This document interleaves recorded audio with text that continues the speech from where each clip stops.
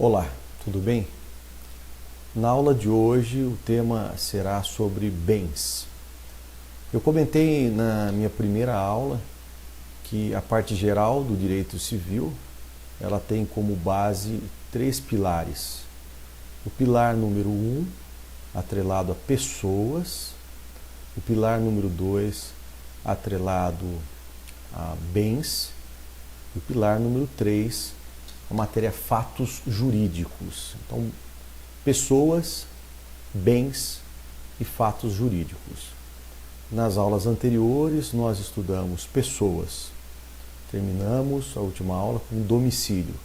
Então, passamos por todos os aspectos de pessoas, pessoas naturais, direitos da personalidade, ausência, pessoas jurídicas, domicílio.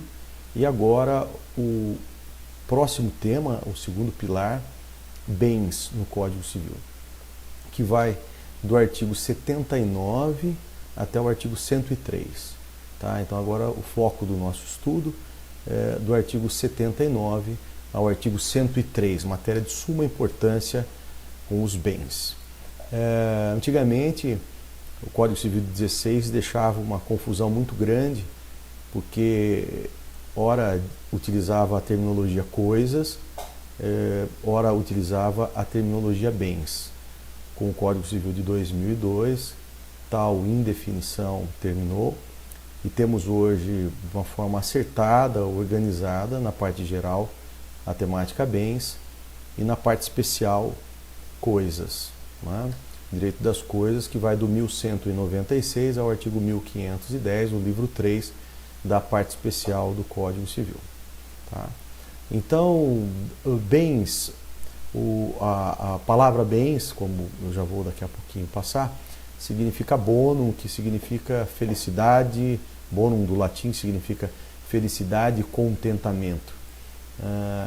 E a maioria das relações jurídicas, elas possuem como objeto, a maioria das relações jurídicas possuem como foco um bem.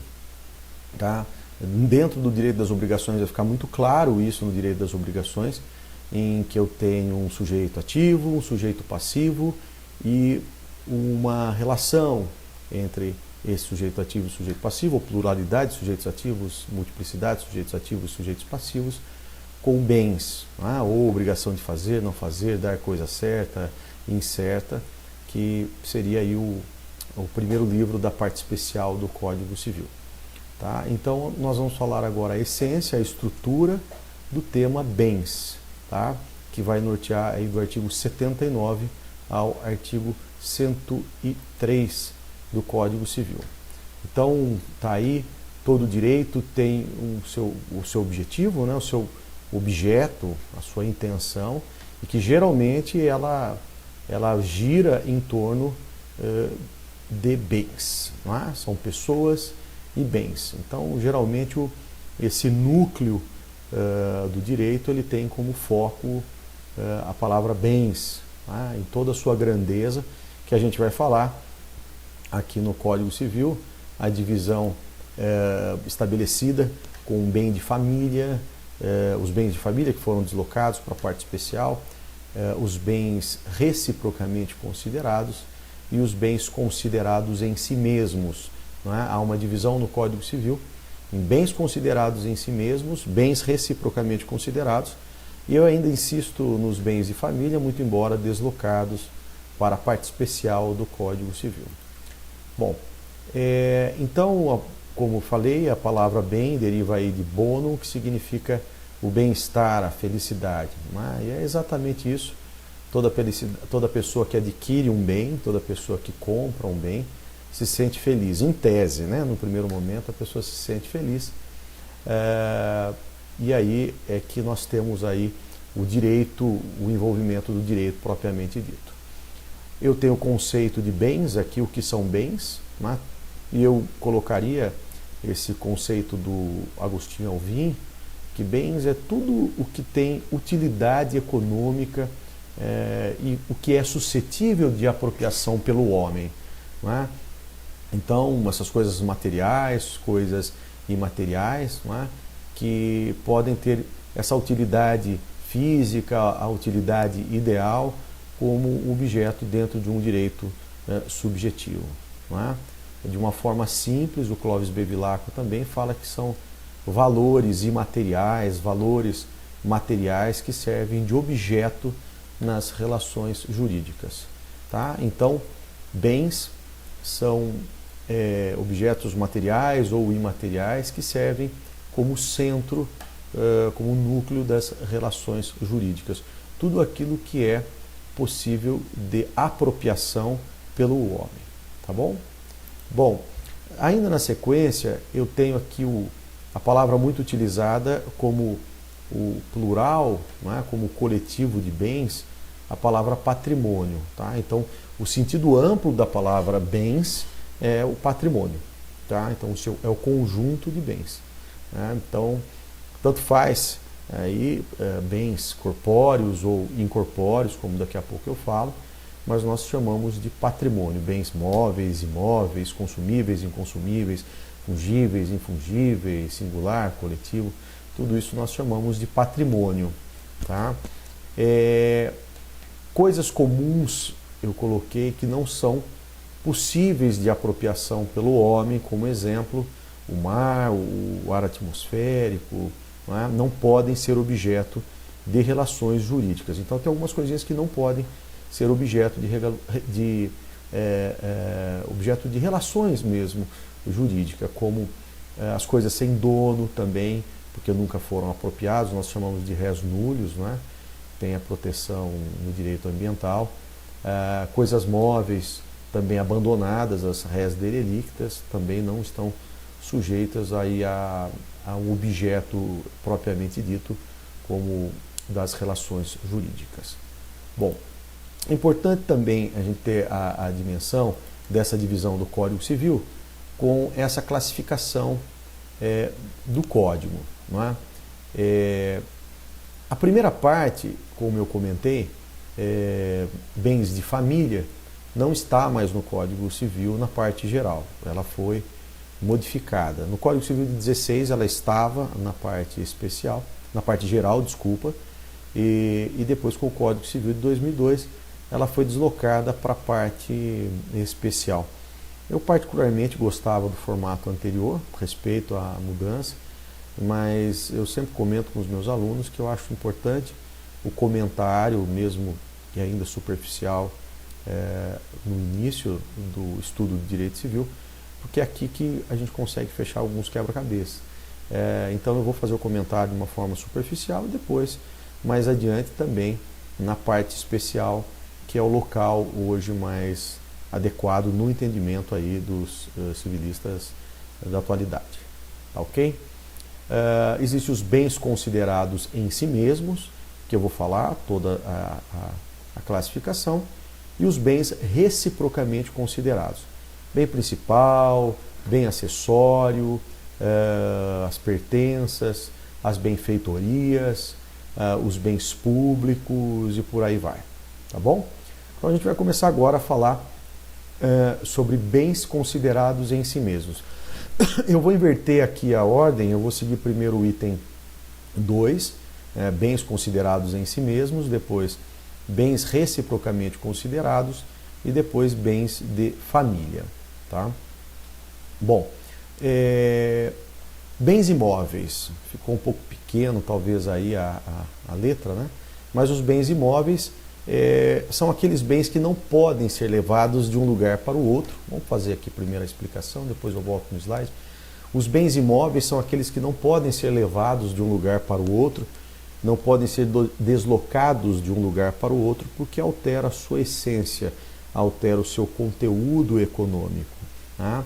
Ao contrário, os bens móveis podem ser levados de um lugar para o outro, porque não altera a sua essência, não altera o seu conteúdo econômico. Tá? Podem ser levados de um lugar para o outro pela força do homem, ou também por força própria, que a gente daqui a pouco fala dos semoventes. Tudo bem?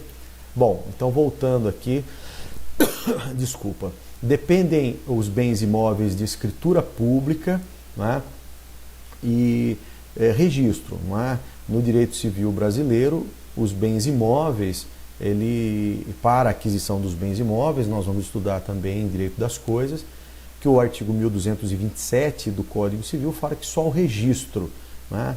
Não basta aí o contrato de compra e venda para ser dono, né? Para bens imóveis, o que o legislador exige, um negócio jurídico formal, solene, é o registro. Tem uma exceção do artigo 108, se o valor não ultrapassa 30 salários mínimos, a escritura pública é dispensada. Só nessa hipótese, mas é muito raro essa possibilidade. A verdade é que os bens imóveis, para aquisição de bens imóveis, eu preciso de escritura pública e o respectivo registro no cartório de registro de imóveis.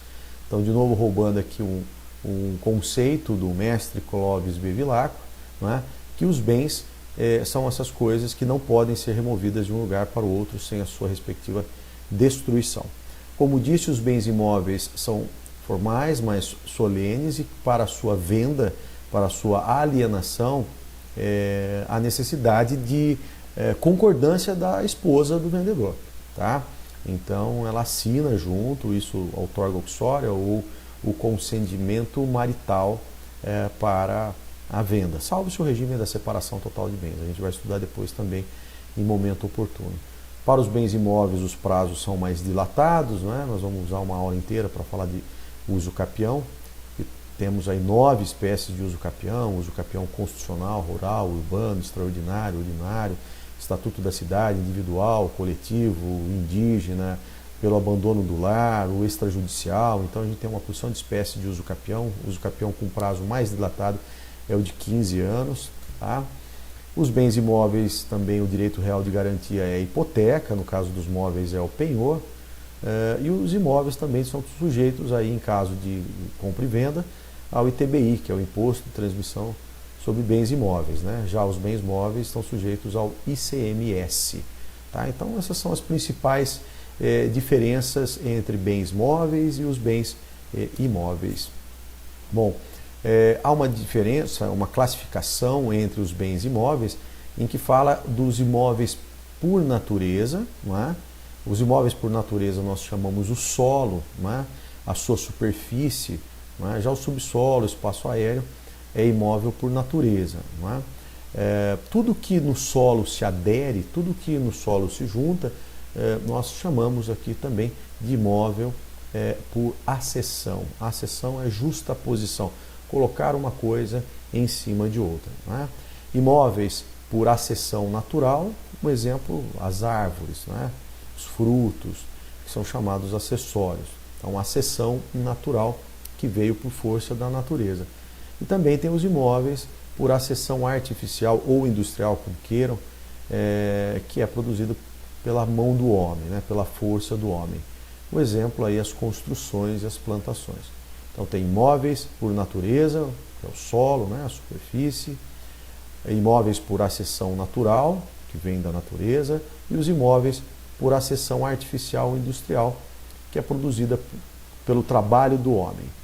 Bom, que é importante, uma pergunta que sempre cai em provas, a respeito de duas possibilidades que não perdem o caráter de bens imóveis.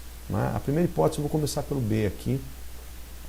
Os materiais provisoriamente retirados de uma obra, para depois serem reempregados, eles não perdem a característica de bens imóveis. Tá? Então, esses materiais provisoriamente, a palavra mágica é provisoriamente separados de um prédio, para neles serem reempregados, não perdem essa qualidade de bens imóveis. Tá? Então, se de repente eu tenho madeiramento, telhas de uma casa, estou reformando o telhado, tiro as telhas e depois reemprego, com a intenção de reempregar essas telhas que estão separadas ali momentaneamente, provisoriamente, não perdem a qualidade de bens imóveis. Tá, ok? E também nós temos aí as edificações. É uma exceção, as casas pré-fabricadas, essas edificações que são separadas do solo, mas ela conserva a sua unidade, que são removidas de um lugar para o outro, nós ainda chamamos ainda de bens imóveis. Não é porque eu tirei de um lugar para o outro que perde a característica de bens imóveis. E o Código Civil ele arremata de uma forma importante que, se os materiais que são destinados a uma construção, aí eles não forem reempregados na construção, aí eu chamo eles de bens móveis. Então, uma casa em demolição, em que é retirado aí tijolos para ser vendidos, isto é, para não ser reempregado na própria casa, aí eu chamo de bens móveis. Agora, repito, se os bens que foram retirados da casa são provisórios com a intenção de ser reempregados no prédio, eu chamo ele de bens imóveis. Não perde a característica. Tá bem? Tá bem? Vamos lá, na próxima aula falarei sobre bens móveis.